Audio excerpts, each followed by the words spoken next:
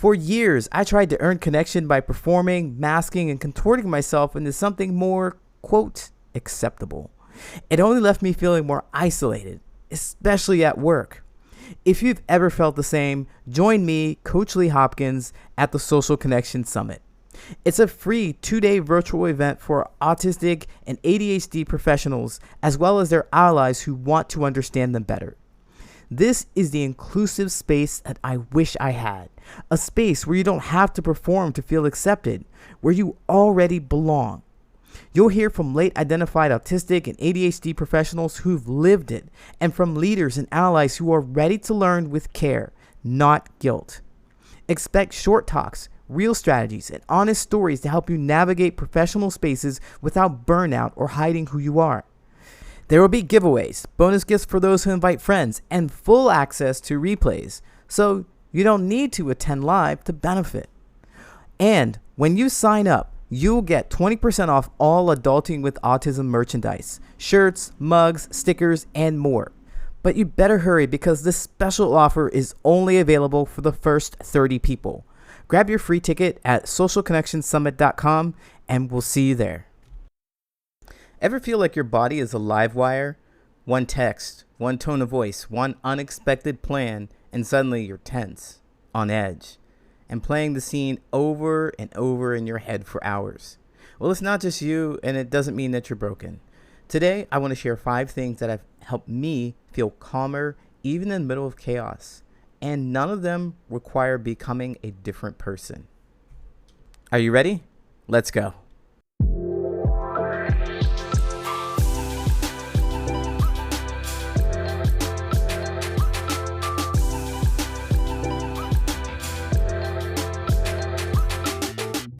Hey, what's going on? My name is Coach Lee Hopkins. My pronouns are he, him, his, and you're listening to the Patterns of Possibility podcast, the podcast for late identified autistic adults who want real relationships without fake masks. Let's talk connection, clarity, and showing up as your authentic self. Here's the thing. I've always wanted to be chill, but chill looked like people who didn't care.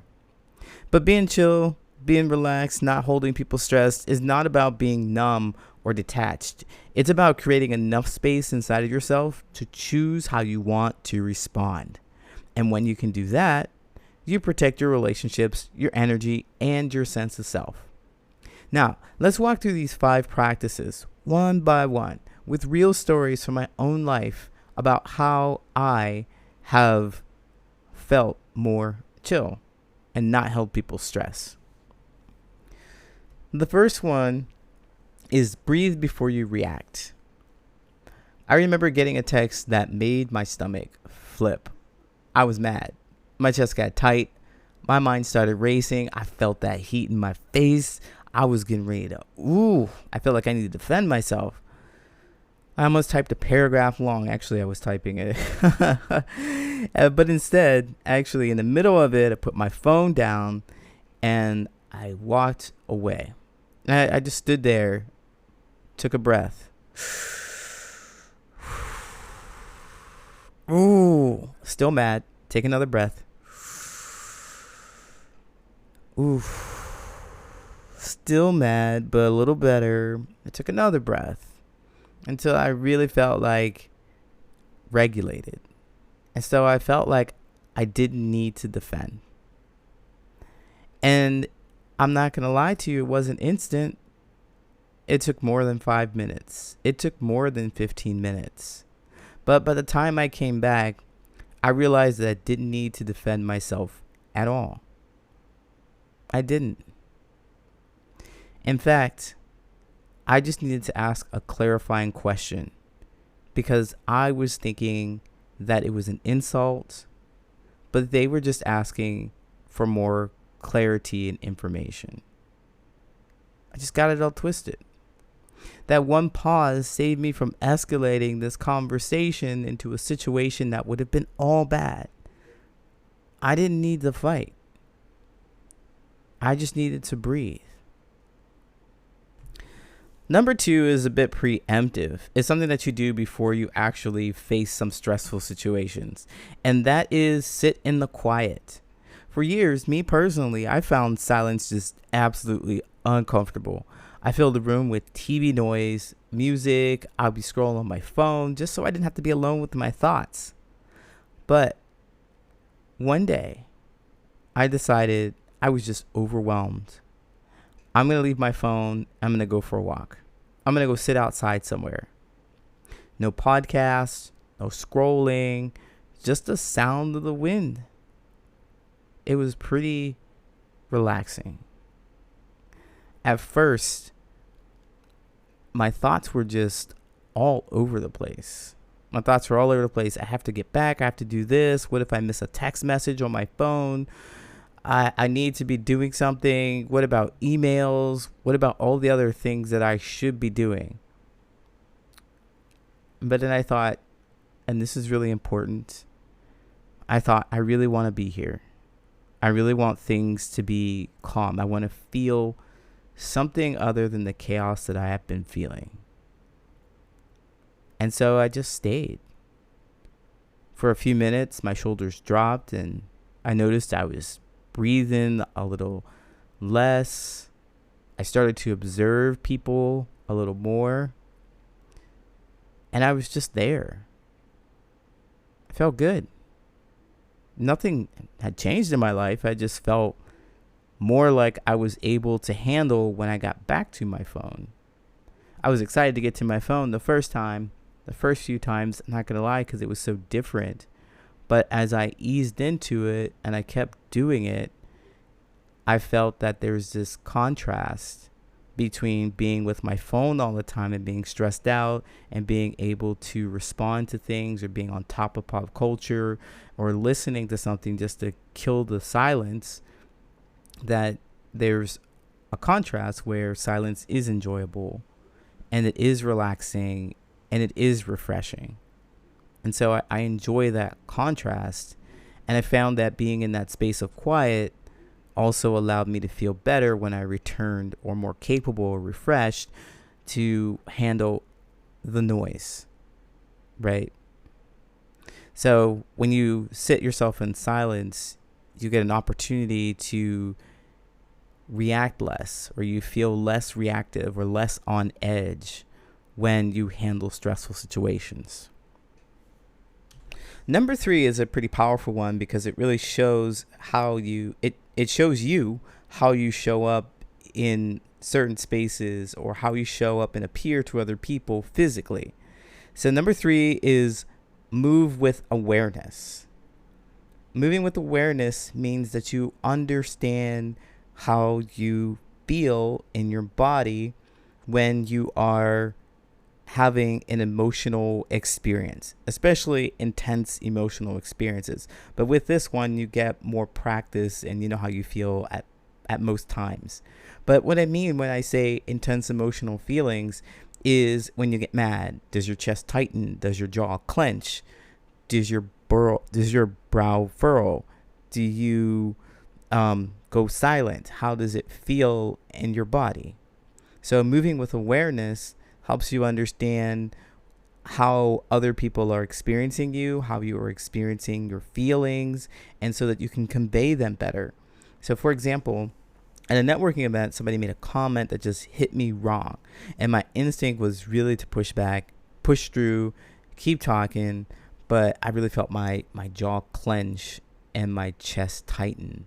My shoulders got heavy, like they got tense. That's one of the things that I've noticed in my body, is that my shoulders get tense. But because I've been practicing body awareness, I knew I could feel that happening. That's starting to show physically. So I shifted my stance and I lowered my shoulders. I loosened my jaw and I took a breath.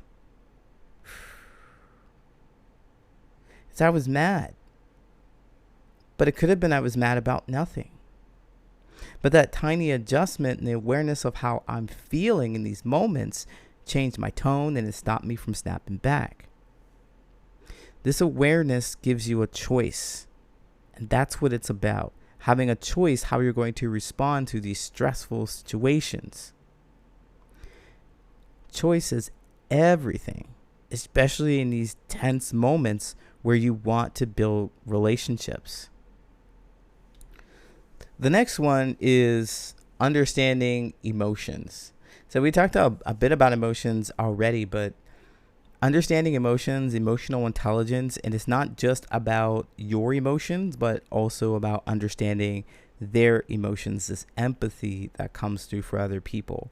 So handling yours first is always the key. And the few that we have talked about, moving with awareness and sitting in silence, breathing before you react, those require you to understand. Those are skills to help you understand how you feel so you can understand your emotions and you can convey them to other people. So when you're understanding your emotions, you're able to kind of tamp them down. Just a little, if you have some intense feelings, fear, anxiety, frustration, even happiness show up, you can just kind of recognize how they're going to show up physically and tuck them away so that you don't react to them if you're speaking with another person. Because you want to get an idea of what's going on with them. And when you get an idea of what's going on with them, it might not make you so stressed when you discover. Or you can make sure that they hold their own emotions. So for me, a friend once canceled on me at the last minute, and I felt a sting of rejection. I was in my head about how they don't value my time, they don't care about me, they're not interested, they could have given me more notice, and such and such. But instead of stewing on it, I texted back and asked how they were doing. And I was surprised,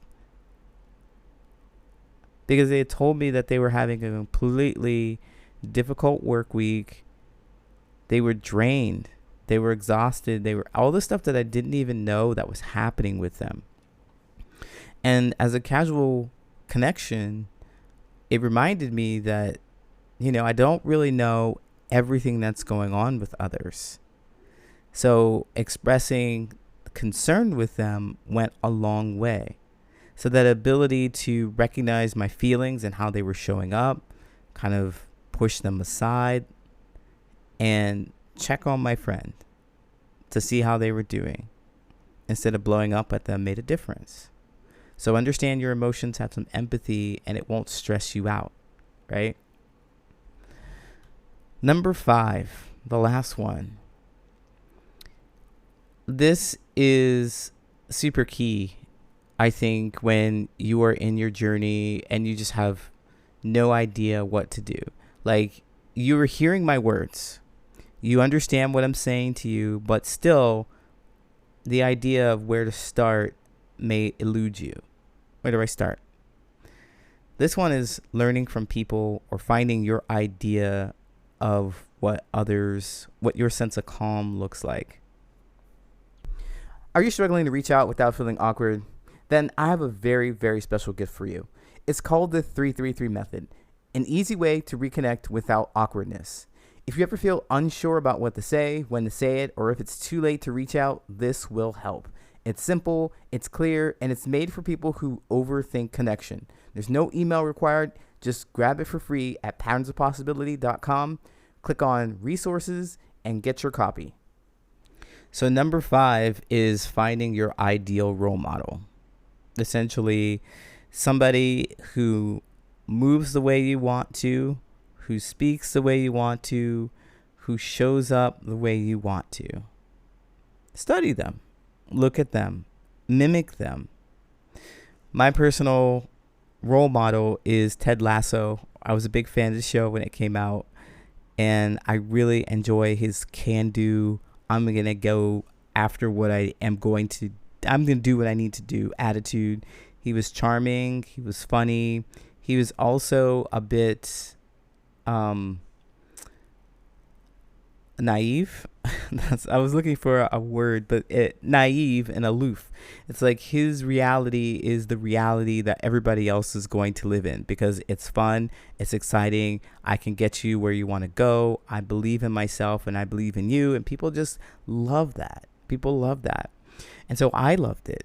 I loved it as well. And the way he handles stressful situations. Oh, and if you've never heard of Ted Lasso, by the way, as I get into this, get super excited about it. But Ted Lasso is a fictional character who has been picked to run a football / soccer team in the UK, and they don't like him at all. They make it hard for him, but he has a really good can do, I'm gonna get things done kind of attitude, like I just expressed. And I like how he looks negativity in the face, or he looks the naysayers in the face, and he tells them a story, he charms them, he handles their frustration, and he also recognizes their frustration but doesn't take it on his own. I like that about his character, and so that's something that I leaned on and I watched to see how you handle a situation when 50 people are mad at you and they're in your face and they're saying that they don't like you, but you have a job to do. How do you handle that? And so watching people, like experiencing that through them, helped me, informed me. Now, I'm not saying that I could execute it perfectly after watching them, but I did have an idea of what it looked like, some words to say, some mannerisms to have, right? So you can do that for yourself. There's got to be somebody out there that looks like, that walks like, that talks like the kind of person that you would like to be. That is your idea of what calm, what chill, what relaxed, what stress-free looks like. All right, so here's the really big takeaway from all of this, these five tips. Breathe before you react, sit in the quiet, move with awareness, be empathetic or understand your emotions, and learn from people who are calm or who emulate your idea of what stress-free looks like. The key is that we're all learning. This calmness, this stress-free stuff isn't something that you're born with. I certainly wasn't born with chill.